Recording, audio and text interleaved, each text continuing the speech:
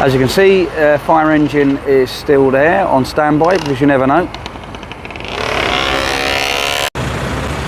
Right, Frank the Stagman, the big story from yesterday, of course, was the fire here in Benidorm, where people were reporting that Benidorm was on fire. The fire was happening right behind me here. I'm going to show you in a second. And even though we're a day after the fire's been put out, there is still a fire engine over there on standby.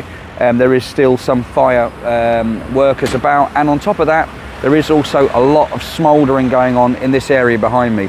But the main area of the fire is back there. Now, I don't know whether you can see that right there, but there is actually still a lot of smoke.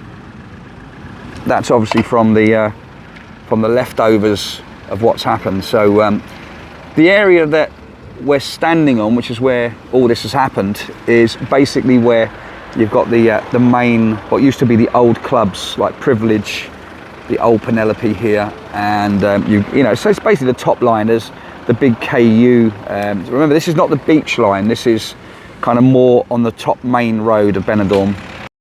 Right, so let's go up and over, and let's show you the area that was affected by this fire. As you can see, still lots of smoke, lots of smouldering.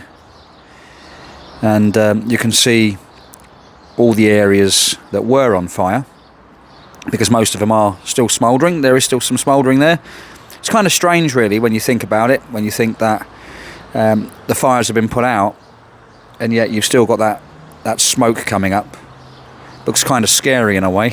It kind of gives you the impression that this could just all go up again any second, but it has been well and truly put out. The firefighters have done a great job. They were dousing this whole area by air as well, remember. They were dropping water from helicopters, I believe airplanes as well, and then you had the fire services on the ground that were tackling it on the ground as well.